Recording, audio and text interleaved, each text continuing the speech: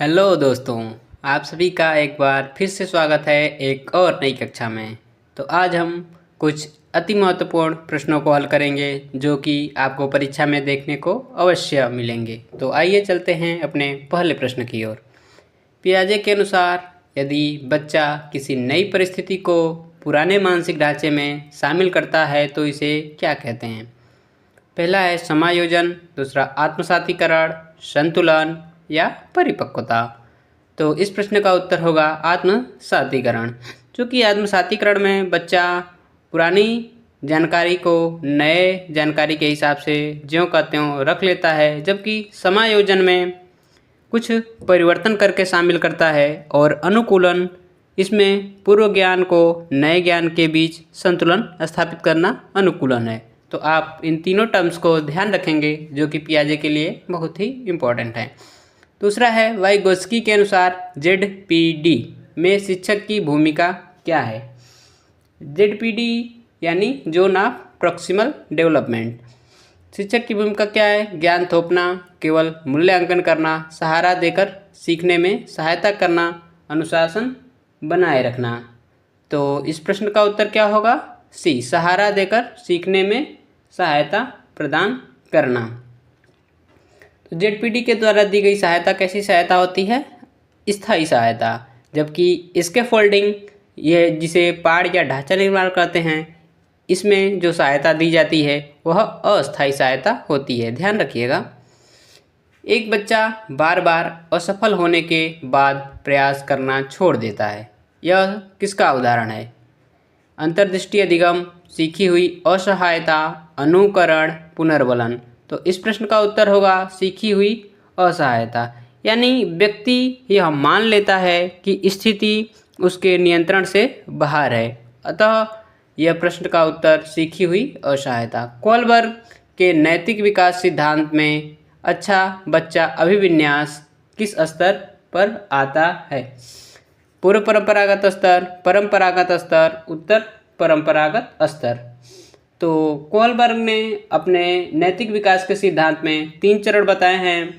पहला है प्राक या पूर्व परंपरागत नैतिकता स्तर, जिसकी उम्र 4 से 10 वर्ष बताई गई है, जबकि दूसरा परंपरागत नैतिकता स्तर 10 से 13 वर्ष और तीसरा उत्तर परंपरागत स्तर 13 से 16 वर्ष। और इन स्तरों के 2 उपचरण भी बताए गए हैं, जैसा कि प्राक या पूर्व परंपरागत नैतिकता स्तर के 2 चरण हैं, दंड एवं सहकारिता, दूसरा है साधनात्मक सापेक्षवादिता।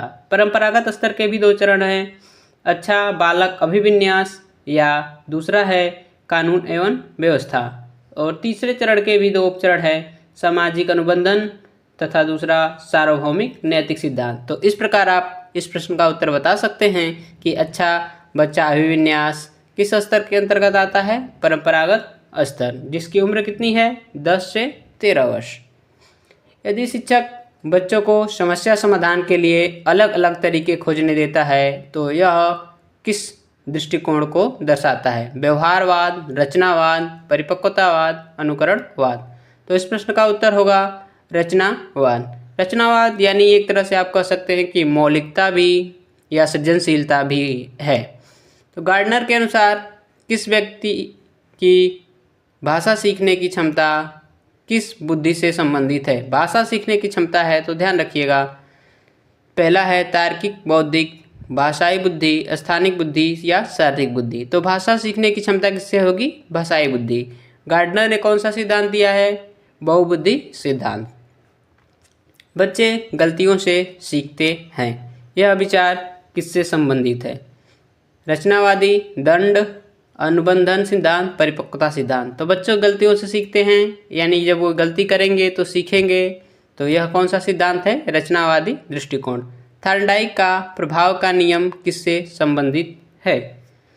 थॉर्नडाइक ने कितने मुख्य नियम दिए हैं? 3 मुख्य नियम। कौन कौन से? अभ्यास का नियम, तत्परता का नियम और प्रभाव का नियम, जबकि 5 गौण नियम भी दिए हैं। तो इसमें प्रभाव का नियम किससे संबंधित है? प्रेरणा से, अधिगम से, व्यक्तित्व से एवं विकास से।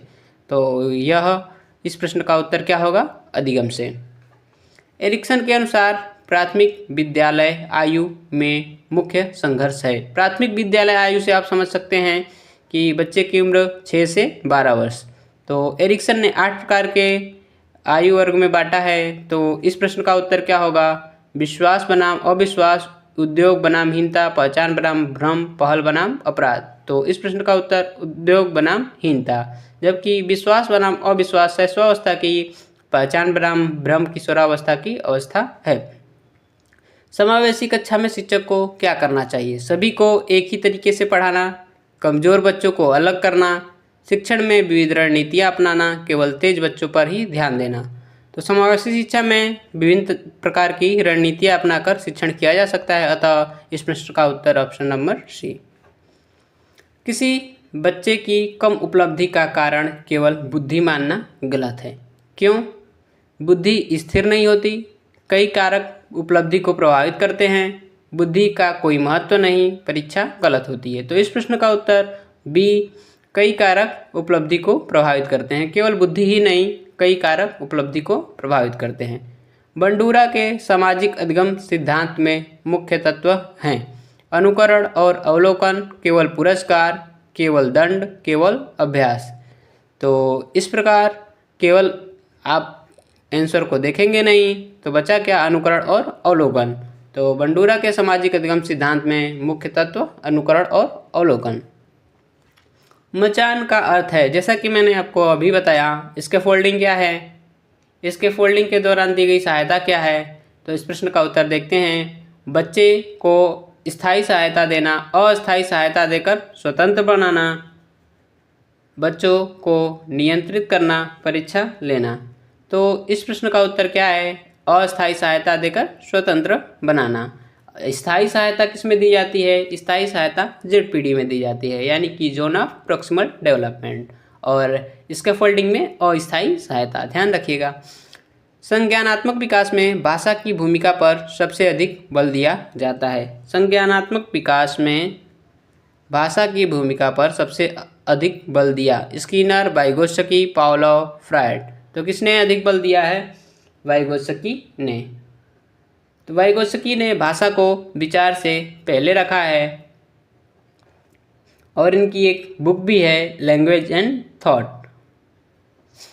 एक शिक्षक बच्चों को पूर्व जानकारी से नई जानकारी जोड़ता है। यह है रटने वाला अधिगम, अर्थपूर्ण अधिगम, यांत्रिक अधिगम, अनुबंधन। पूर्व जानकारी से नई जानकारी को जोड़ता है, अतः रटने वाला अधिगम होगा नहीं, अनुबंधन नहीं। तो अर्थपूर्ण अधिगम इस प्रश्न का सही उत्तर है। यांत्रिक अधिगम क्या होता है? यांत्रिक अधिगम भी बिना अर्थ समझे दोहराना, या एक तरह से रटना ही कह सकते हैं, होता है। निकटतम विकास क्षेत्र यानी जेडपीडी कह सकते हैं, में बच्चा कार्य कर सकता है, बिल्कुल अकेले, सहायता से, कभी नहीं, केवल परीक्षा में। तो जेडपीडी में बच्चा कैसे कार्य करता है? सहायता से, और इसके दौरान दी गई सहायता स्थायी सहायता होती है। फ्रायड के अनुसार व्यक्तित्व का नैतिक पक्ष है। नैतिक पक्ष यानी फ्रायड ने मनोविश्लेषणात्मक सिद्धांत में व्यक्तित्व के 3 भाग बताए हैं। कौन कौन से? इड, ईगो और सुपर ईगो। तो इड क्या होता है? यह जन्मजात होता है, अपनी इच्छाओं की तत्काल पूर्ति के लिए होता है इड। ईगो क्या है? इच्छा और वास्तविकता के बीच संतुलन स्थापित करना, इसे वास्तविकता का सिद्धांत भी कहते हैं, जबकि इड को आनंद का सिद्धांत। और सुपर ईगो क्या है? सुपर ईगो सही और गलत में अंतर करने की क्षमता, इसे नैतिक पक्ष या सामाजिक पक्ष भी कहते हैं। तो नैतिक पक्ष किससे संबंधित है? सुपर ईगो से। बालक की रचनात्मकता बढ़ाने के लिए शिक्षक को करना चाहिए। रचनात्मकता बढ़ाना है, यानी एक तरह से कह सकते हैं सृजनशीलता बढ़ानी है, तो एक सही उत्तर पर जोर देना, प्रश्न पूछने के अवसर देना, गलतियों पर दंड देना, नकल करवाना। तो इस प्रश्न का क्या उत्तर होगा? प्रश्न पूछने का अवसर देना, जिससे बच्चा सृजनात्मकता और रचनात्मकता की ओर बढ़ेगा। बुद्धि को बहुआयामी मानने वाला सिद्धांत। बुद्धि का बहुआयामी सिद्धांत किसने दिया है? स्पीयरमैन, गार्डनर, बी ने, थर्स्टन। तो बुद्धि का बहुआयामी सिद्धांत किसने दिया है? गार्डनर ने। स्पीयरमैन ने द्विकारक सिद्धांत दिया है। अधिगम स्थानांतरण का अर्थ है पुराना ज्ञान नए ज्ञान में उपयोग करना। भूल जाना, केवल अभ्यास करना, परीक्षा देना। तो अधिगम स्थानांतरण का क्या अर्थ है? पुराना ज्ञान नए कार्य में उपयोग करना या एक भाग से दूसरे भाग में अधिगम का ट्रांसफर होना। व्यक्तिगत विभिन्नताओं को ध्यान में रखते हुए शिक्षक को अपनाना चाहिए। व्यक्तिगत विभिन्नताओं को ध्यान में रखते हुए शिक्षक को अपनाना चाहिए। समान शिक्षण, विभेदित शिक्षण, दंड, प्रतिस्पर्धा। तो इस प्रश्न का उत्तर विभेदित शिक्षण यानी व्यक्तिगत भिन्नताओं के आधार पर ही शिक्षा दी जानी चाहिए। बच्चे के विकास में वंशानुक्रम और वातावरण हैं। अलग अलग काम करते हैं, परस्पर क्रिया करते हैं, कोई भूमिका नहीं रखते, केवल वातावरण जरूरी है। तो बच्चे के विकास में वंशानुगत और वातावरण परस्पर क्रिया करके कार्य करते हैं। निदानात्मक मूल्यांकन का उद्देश्य है। जैसा कि मैंने आपको बता रखा है, निदान क्या होता है और उपचार क्या होता है। निदान यानी समस्या को पहचानना और उपचार यानी समस्या पहचान के बाद उसका समाधान करना। तो इस प्रश्न का उत्तर क्या होगा? रैंक बनाना, कठिनाइयों की पहचान करना, दंड देना, प्रमाण पत्र देना। तो निदानात्मक मूल्यांकन का अर्थ है कि कठिनाइयों की पहचान करना। बाल केंद्रित शिक्षा में पाठ्यक्रम होना चाहिए। बाल केंद्रित शिक्षा में पाठ्यक्रम कैसा होना चाहिए? केवल पुस्तक आधारित, बच्चे की आवश्यकताओं पर आधारित, शिक्षक केंद्रित और परीक्षा केंद्रित।